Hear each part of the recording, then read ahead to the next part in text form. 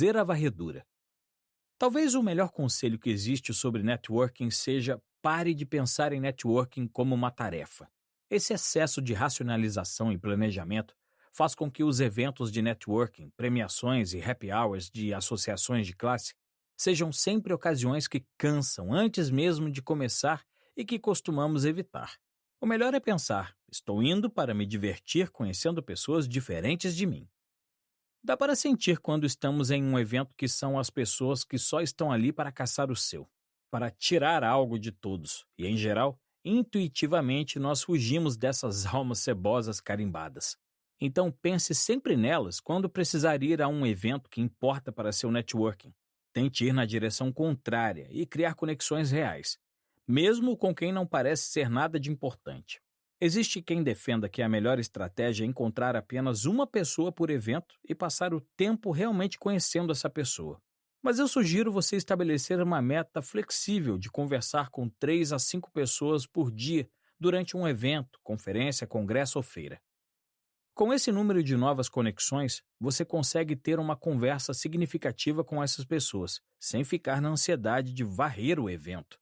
E ainda constrói contatos suficientes para planejar um dia de reuniões e conhecer cada um deles mais profundamente alguns dias após a apresentação inicial. É proibido despachar as pessoas que estão sendo simpáticas porque você quer se inserir em uma roda de peixes grandes do outro lado da sala. Mas é altamente recomendado dar um jeito de ser gentil, conhecer e em seguida dar um perdido nos mineradores de pessoas, porque conforme você fica mais empático e disposto a se conectar, menos paciência terá para eles. Durante uma conversa em um evento, controle a ansiedade, respire fundo e olhe quem está à sua frente nos olhos, prestando atenção no que é dito. Faça perguntas se o assunto realmente te interessar, porque muito da dinâmica de networking hoje está tão ensaiada que até as perguntas casuais nesses eventos acabam sendo sempre as mesmas. Troque cartões, os contatos, peça para seguir nas redes sociais e tente efetivamente se conectar. No fundo, todos temos algo em comum. Estamos em uma batalha para atravessar o dia sem sair do eixo. Vale a pena se conectar só por esse motivo. Follow-up é chato, mas necessário. Depois que você foi ao evento ou seminário e conheceu pessoas novas, mande um e-mail e uma mensagem logo em seguida, assim que chegar na sua casa ou no hotel. O mesmo vale para encontros menos formais, como alguém interessante que você conheceu no aniversário do seu cunhado, por exemplo. Tente sempre mandar uma mensagem em até 24 horas. Comente sobre algo da conversa e agradeça pelo tempo e pela simpatia daquela pessoa. E se houver um projeto ou objetivo concreto naquele contato, chame para uma reunião ou um café. Sim, eu sei. Vocês acabaram de se ver e agora precisam se ver de novo e parece muito trabalho.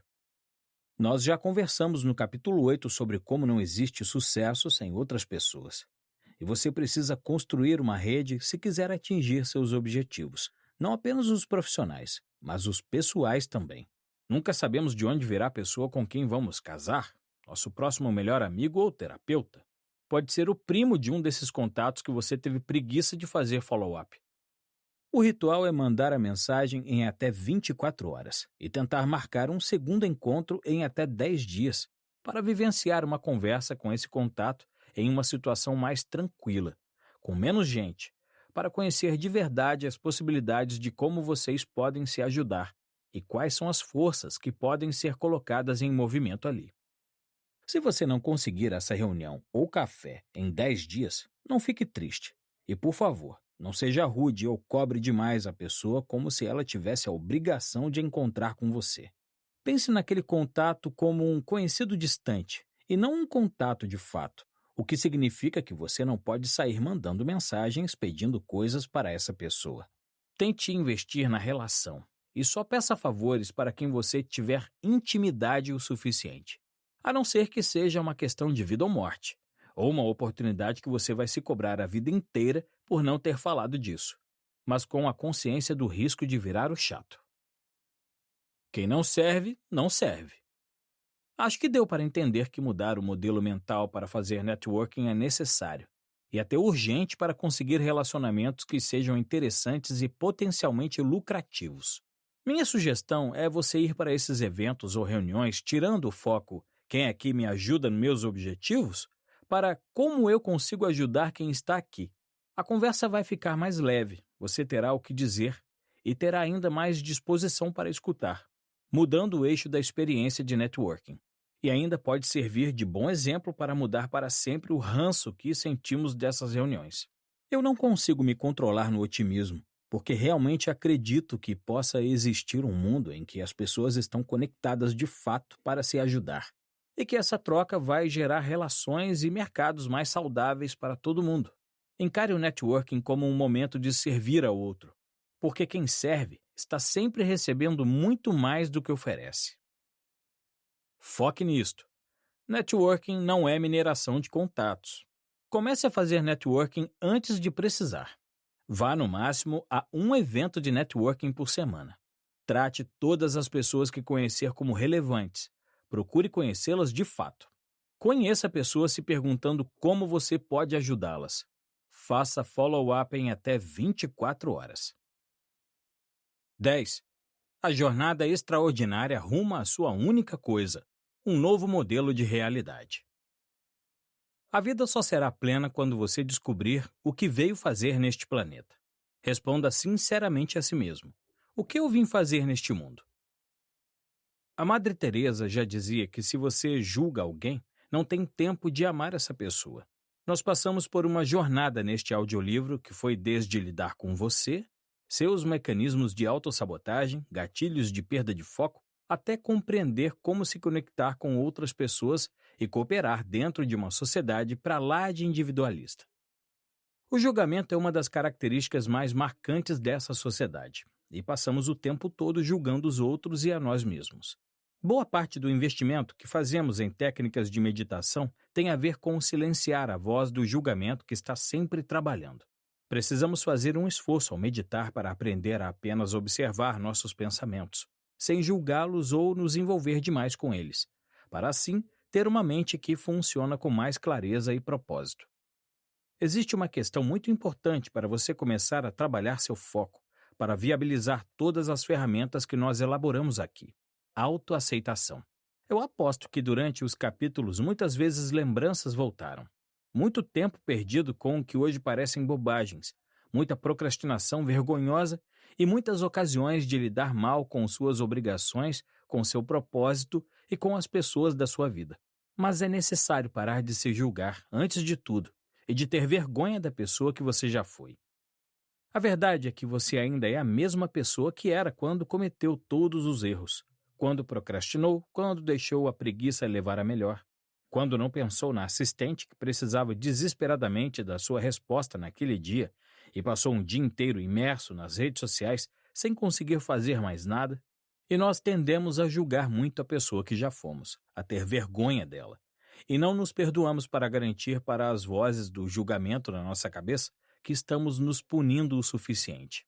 Para que tudo que conversamos aqui funcione, vou pedir encarecidamente que você se perdoe e acolha o procrastinador sem empatia que já foi, porque você ainda é essa pessoa, mas agora em um ponto diferente da jornada. Aquelas vezes que perdemos o foco ou que não sabíamos direito o que queríamos da vida, foram importantes para entender as consequências dessas atitudes. Você, mais do que ninguém, sabe das oportunidades que perdeu e de quantas vezes perdeu o sono, sentindo ansiedade por não conseguir dar conta de tudo. Então você já foi punido o suficiente, pode acreditar, e pode convencer as vozes da sua cabeça. Recomece a sua vida. Todos os dias, quando nasce o sol, nós temos uma nova chance de fazer tudo diferente. E mesmo no dia em que você tiver uma recaída e agir de novo como aquele que já foi, lembre-se de que é parte do processo. Você pode só aproveitar o próximo dia para recomeçar. Não coloque rótulos sobre si mesmo, principalmente os rótulos que falam com você de um jeito que você nunca falaria sobre um amigo querido. Autoaceitação também é aprender a ser seu próprio amigo. Essa é a peça que falta nesse quebra-cabeça de construção de foco que você precisa montar para trabalhar no seu propósito, para se entender como uma pessoa focada e agir assim no seu dia a dia com consistência, sem sentir que criou uma rotina artificial ou está forçando a barra. Não se trata de acreditar plenamente que você é melhor do que costumava ser. É sobre liberar a necessidade de julgar essa pessoa de antes, porque ela, na verdade, ainda é você. Quando entendemos que o julgamento não leva a nada, entendemos, de certa forma, que nada do que você acreditava sobre si mesmo pode ser tomado como uma verdade absoluta. Você agora vai se reconstruir a partir do seu propósito, selecionando o que realmente é importante para você dia após dia, ano após ano, e construindo a sua vida com base nas suas prioridades, e não em outras pessoas, ou no medo do julgamento, ou na imagem que você acreditou ser a sua por tantos anos. É hora de acreditar, respirar fundo e assumir a sua postura de meditador consciente. Se analisar e se acolher, porque deu para entender que a jornada do foco vai depender muito da sua mente tranquila. O julgamento nada mais é que um ruído inútil e que vai destruindo sua autoestima e vontade de viver. E quando você parar de se julgar tanto, vai perceber que começa a parar de julgar os outros. Abre mão de passar tempo repetindo tudo o que reprova no comportamento de alguém, da maledicência interna e da externa, a famosa fofoca, e investe sua energia emocional no que realmente importa. O fundador do centro de meditação Temple of the Universe, Michael Singer, diz em seu livro, A Alma Indomável, que para ser quem você deve estar disposto a abrir mão de quem você pensa que é. E é esse processo que começa agora. Com um plano de vida em mãos, técnicas para se cuidar e se respeitar, relacionamentos conscientes com outras pessoas e abertura para conhecer gente nova, você pode deixar de lado quem achava que era. Se olhe no espelho e repita palavras de aceitação. Eu posso ter feito escolhas erradas, e posso ter errado mais do que agora, mas estava fazendo o melhor que podia, com base no que eu sabia e onde estava naquela época. Isso não era motivo para ter vergonha de onde eu estive ou de quem eu fui. As famosas crenças limitantes. Uma vez que apegar-se à dor ou à vergonha não resolve nada, não completa projetos e não paga boletos, apegar-se ao medo e às crenças que travam o seu futuro, menos ainda. As crenças limitantes são um termo bem conhecido para designar tudo aquilo que você acredita ser verdade sobre si, que foi ensinado na infância ou que você tirou essas conclusões por conta de acontecimentos da sua vida, e que hoje essas crenças atrapalham e muito o seu desenvolvimento. O maior especialista em desenvolvimento pessoal do mundo, Tony Robbins, explica que uma crença é um sentimento de certeza sobre o que algo significa, e que o nosso maior desafio é que a maioria de nossas crenças foram criadas inconscientemente com base nas nossas interpretações de experiências dolorosas ou prazerosas em nosso passado. Mas Robbins pontua, o passado não dita o presente, a menos que você continue a viver lá.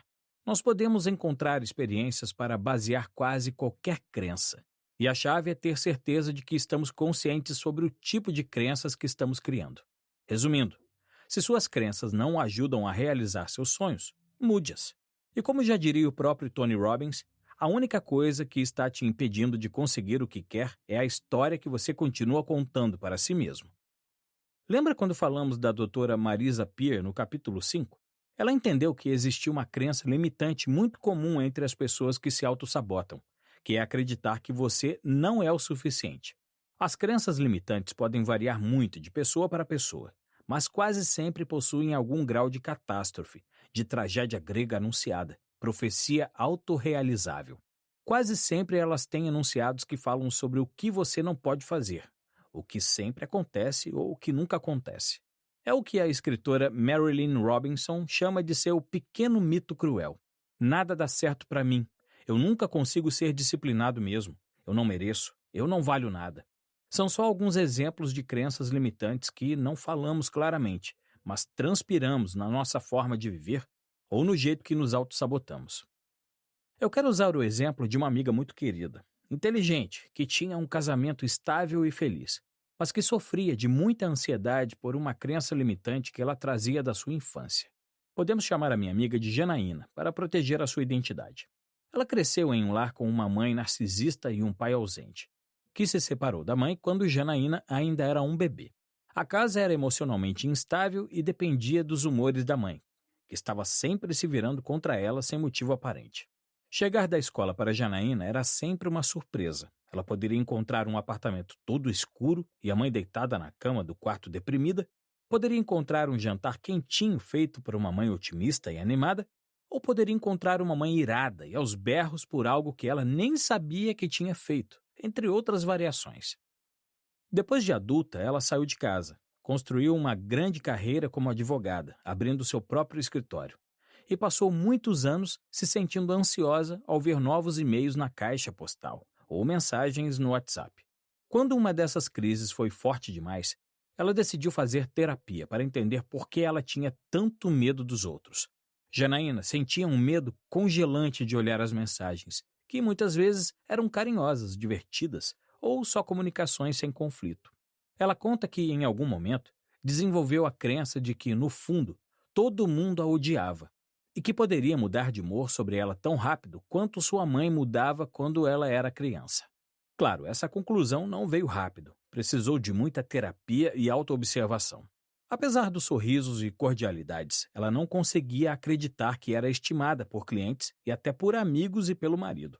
Era uma crença limitante que ficava guardada lá no fundo, enquanto ela se esforçava para ser a melhor aluna da escola, a melhor estagiária, a mulher mais atenciosa e que cuida melhor da casa, numa tentativa inconsciente de quebrar com a profecia de ser alguém de quem ninguém gosta e que está prestes a sofrer uma grande reviravolta nas relações a partir de uma única mensagem. Janaína teve crises de ansiedade antes do tratamento psicológico por acreditar que quase qualquer comunicação que recebia significava um conflito em vista, ou que qualquer coisa que ela dissesse poderia ser a coisa errada. Um cliente que mandava um e-mail só poderia ser para brigar com ela ou reclamar que o serviço era muito ruim. Quando a sua terapeuta mandava mensagem, de alguma forma, ela achava que a profissional ouviu seus pensamentos magicamente e veio reprovar.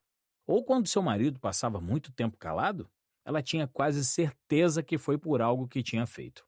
É ao mesmo tempo se considerar muito pouco enquanto você se leva muito a sério, não é mesmo? Que tipo de entidade teria tamanho poder de mudar humores inteiros e ser o centro da vida de tanta gente? E ao mesmo tempo, como ser um centro tão negativo, ter a certeza de que você só pode ser a maçã podre de todos os seus relacionamentos?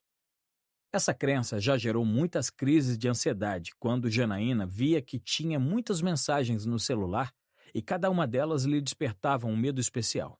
E já a impediu de tentar coisas novas, porque ao mandar mensagem para um desconhecido sobre um projeto, só conseguia se ver como um incômodo ou até uma ofensa na vida da outra pessoa. A verdade é que Janaína já perdeu muito com essa crença limitante de que ela não era apreciada. E que isso era tão importante que poderia modular o quanto ela acreditava que merecia estar viva. E já que ela não merecia, melhor não terminar aquele projeto ou fazer aquela viagem. Melhor ficar quietinha sem se destacar. Aí que está o pulo do gato sobre crenças limitantes. Elas parecem coisas simples, mas possuem o poder de tomar uma parte considerável da sua vida se você permitir. Elas se tornam um tempero forte demais que rouba o sabor do prato e vai espalhando seu cheiro pela sua vida profissional, seus relacionamentos e a sua autoimagem. E você pode aproveitar que está meditando, que investe diariamente na sua consciência e analisar suas relações para entender o que você acredita ser verdade sobre si mesmo. Vou ajudar e dar alguns exemplos das crenças limitantes mais comuns. Eu não tenho tempo para, em geral, para qualquer coisa que esteja ligada à ideia de cuidar de você ou da sua saúde. Eu não tenho disciplina para, em geral, qualquer projeto ambicioso. Eu não mereço. Tenho medo de ser rejeitado. Eu não tenho o que precisa para ser bem-sucedido. Eu nunca conseguiria fazer isso. Pessoas que enriquecem não são boas pessoas. Eu não sou bom com dinheiro. Dinheiro foi feito para gastar. Eu não confio em mim. Eu não dou conta. Eu não sei lidar. Muitas vezes nós não falamos as crenças como uma frase completa, racionalizada, mas agimos de forma a expressá-las nas nossas ações. Quando você acredita que não pode lidar com uma situação desafiadora, como um novo contrato de trabalho numa empresa muito maior, você realmente não vai lidar. Você vai agir inconscientemente para provar que sua crença está certa.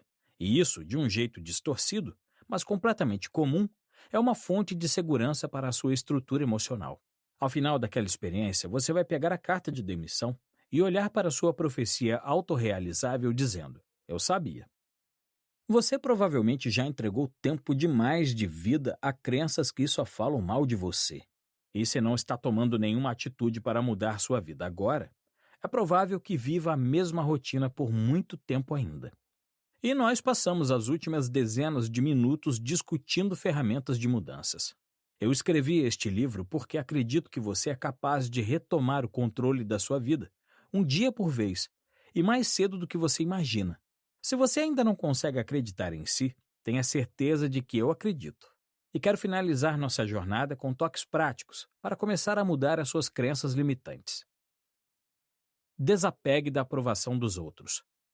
Pare de pensar no que estão pensando sobre você. É um multiverso do julgamento no qual você se mete fazendo isso. Se o que você faz não machuca nem prejudica ninguém, não importa que seja ridículo. O mundo está cheio de pessoas ridículas e continua girando mesmo assim. E muitas vezes seus planos são ambiciosos e você não precisa ter vergonha deles.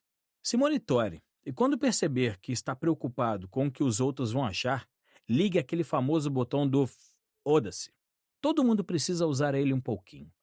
Lembre-se que você só tem essa vida e ela é bem curta. Lembre-se que você tem a dádiva do livre-arbítrio. Todos os segundos você pode fazer uma escolha. Você escolhe quando acordar, o que comer, no que prestar atenção agora. E no minuto seguinte pode escolher tudo de novo. É assustador e maravilhoso. Mas você nasceu com livre-arbítrio. Escolha desligar o celular. Escolha começar a estudar com antecedência e não no dia da prova. Escolha comer a segunda coisa mais gostosa do cardápio e não a mais gostosa que estraga sua reeducação alimentar. Você pode ter escolhido errado pela manhã, mas pode reescolher de tarde. Lembre-se todos os dias de que é você que está no comando dessa vida. Estude em qual momento sua história diverge da realidade. Todos nós temos momentos de insight nos quais entendemos que nossas crenças limitantes são absurdas. O da minha amiga da história foi quando ela recebeu um e-mail de um cliente difícil, mas importante, e passou uma semana sem abrir. Ela passou uma semana com medo. Passava pela caixa de entrada se dizendo que tinha coisas mais importantes para cuidar do que aquelas. Estava com muitas urgências no escritório. E quando finalmente tomou coragem, era um convite para assumir a conta de outra empresa do mesmo cliente que estava feliz com os serviços prestados pelo escritório. Ela tinha perdido o prazo para aceitar. Eles já tinham fechado com outro advogado. Em alguns momentos, a vida nos mostra que estamos nos contando a história errada. Achamos que somos ruins com dinheiro, mas os boletos estão pagos. Acreditamos que não merecemos reconhecimento, mesmo com um histórico impecável no trabalho, e assim vai. Estude a sua crença, contrapondo-a a histórias por realidade. Será que ela está 100% correta? Ou você está tomando a menor parte de você para explicar o todo? Mude a história quantas vezes for necessário. Reconte para si mesmo a verdade. Repasse os momentos em que a vida provou que aquela história cruel que você se conta não tinha nada de verdade. Faça isso com a insistência de quem está ensinando uma criança a comer ou a escovar os dentes antes de dormir, porque você sabe que pode ser ainda mais teimoso do que qualquer criança. Então, todas as vezes que bater aquela fisgada no estômago, você sabe qual é? Você vai repetir de novo quais são os fatos concretos que já presenciou sobre você que comprovam que não é verdade. No nosso exemplo, a minha amiga sabe que toda vez que ela começa a evitar responder às mensagens do celular, ela pode respirar fundo e dizer quase sempre alguém precisando confirmar algum detalhe ou contar uma novidade. E se repetir isso, porque é o que a experiência provou ser o padrão. E assim, muito aos poucos, ela pode mudar essa reação emocional que aprendeu quando criança. Ela não tem mais o que temer. É uma adulta se relacionando com adultos estáveis agora. Só a prática pode criar o hábito de acreditar em si mesmo. Então, você vai precisar insistir. Conte e reconte a sua história para, aos poucos, derreter essa crença sólida sobre você. Pessoas focadas não são seres iluminados, não nasceram assim, e não estão fingindo que estão com tudo sob controle. Quem tem foco quase sempre desenvolveu um conjunto de hábitos e de maneiras de ver a vida, que ajuda a facilitar a produtividade. E pessoas focadas não estão dando conta de tudo, mas estão equipadas para mudar de plano mais rápido e se enxergarem com mais realismo na hora de estabelecer planos. O foco é um hábito que vamos cultivando ao cobrir diferentes áreas da nossa vida com presença, consciência e até uma certa humildade, porque ele nos ensina a ir construindo a realidade devagar e sempre, sem assustar. Espero que a jornada tenha sido transformadora. Mais do que isso, espero que você veja toda a transformação que pode causar na sua vida e no mundo, quando conseguir atingir a sua melhor versão. Que escorrega, mas não desaba. É hora de recomeçar. Foque nisto. Pare de julgar quem você já foi. Analise que histórias você fica se contando sobre si mesmo. Desapegue de ligar para a opinião dos outros. Acolha seus defeitos e recomece sempre, após cada recaída. Trabalhe pela única coisa que vai lhe trazer alegria e sintonia com o propósito. O resto você administra. Foco é presença. Esteja na sua vida 100%. Sobre o autor. Vinícius Almeida é empreendedor e escritor. Define-se como um pesquisador inquieto. Mestre em administração de empresas, atuou na iniciativa privada, liderou projetos no poder público, bem como lecionou matérias de administração durante alguns anos. É autor dos livros Aqui é Rota, O Cosmos e Nós Dois e Jogo de Verdades, todos publicados pelo Grupo Novo Século.